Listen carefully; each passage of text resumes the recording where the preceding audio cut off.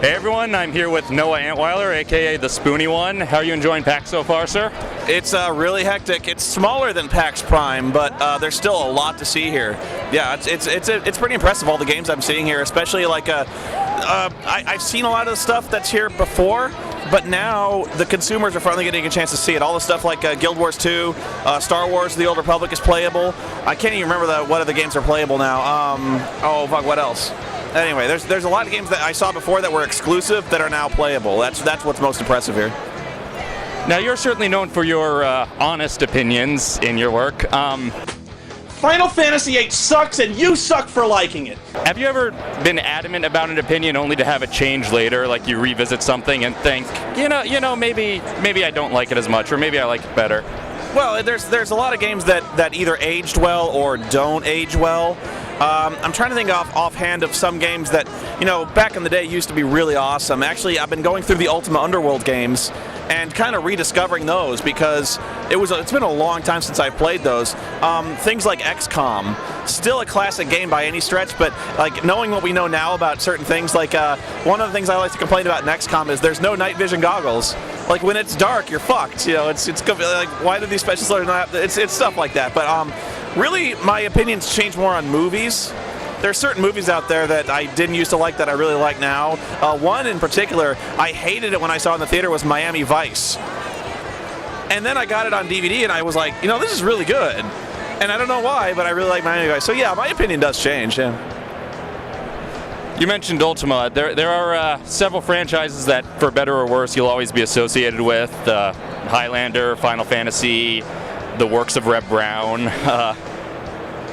How do you think these associations just start? Like you start reviewing one and then suddenly you have to review everything in the whole series. How does that happen? It's with Reb Brown, that wasn't something I was forced into. I just really like Reb Brown. I saw. Okay, here's how that started. I saw Space Mutiny, of course. Lake Fist Crunch. Buff hardback. Bob Johnson. Oh wait. And then I was talking to Ed Glazer, who did the new movie Press Start to Continue, which is available now on his website, darkmazestudios.com, by the way, which I'm in as a voiceover. But anyway, I'm talking to him, and he's like, I got this new movie, RoboWar, and I'm like, it sounds like it sucks. He goes, oh, it does suck, but it has that guy from Space Mutiny. So he shows me that, and from then on, I was hooked. Final Fantasy, where that started was, there wasn't like any infamy around Final Fantasy VIII at the time. I just always hated that game, and so when I made that review, it was just like instant controversy. So as soon as I was getting like such hate mail, such like horrible things were said about me, I was like, I have to keep doing this. So just from the reaction I was getting and the interest I was getting, it was logical to keep going with that series of games. And you mentioned Press Start 2. I've been excited about that for months. I ordered it yesterday. I can't wait to see it. Love the first one. Love the animated series. You do a voice role in it. What was it like recording that? It was like one day's work, honestly. But yeah, Ed was like, I'd love to get you in the movie, and I got this idea for a character named Polygamon, who is essentially, you ever play Star Fox, and the big boss at the end is like this big polygonal face? That's what I do. So it's, I'm probably unrecognizable as my voice, but because it's going to be all computerized and stuff like that. But as for what it was like, I probably gave him way too much in terms of like, I wanted to do as many different takes as possible, so he was happy with it. So I probably recorded for like 5 lines, like a half hour of total time, doing, these pretzels are making me thirsty. So that was my first, seriously, it's my first ever movie gig. I recorded that even before Kick-Assia.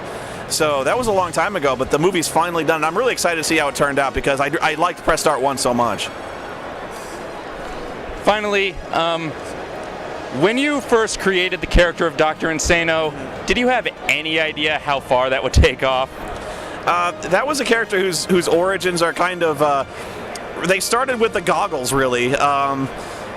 It was kind of that, and Dr. Insano was always meant to appear in Ultima 5, where there's a character named Lord Blackthorn who seizes the throne from Lord British, and I was like, of course the guy named Lord Blackthorn turns out to be evil, and so that was where the whole President Insano thing came from, where a guy who's obviously evil takes over the world, and nobody realizes a guy named Dr. Insano turns out to be nuts and evil.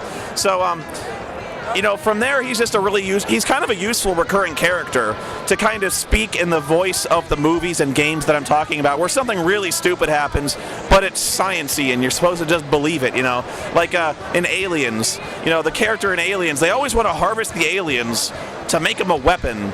And it never works out. The characters in movies always want to harvest science and make it into a weapon, or do really strange things with science that turn it into a weapon, like capturing a vampire so they can make an army of vampires, because it's science-y and that's something science does. Your superconductor electromagnetism is nothing compared to science! But it is science! Well, I'm science here! So he's just a useful character to kind of to speak in that other voice, so you can make stupid things seem entirely plausible, and actually he's actually kind of useful. I have seen so many kids who are really interested in science now because Dr. Insano has kind of made it fun, which is the way it should be. There's kind of even now there's kind of a stigma against nerds. When seriously, we're in a convention of nerds. This is beautiful.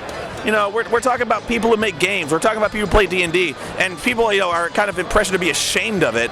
When science is a lot of fun, there's no shame in embracing programming and learning stuff. Being smart is not stupid. So this guy is smart. He relishes in being smart, and that's a lot of fun to kind of let the freak flag fly when it comes to Dr. Insano. It's a lot of fun.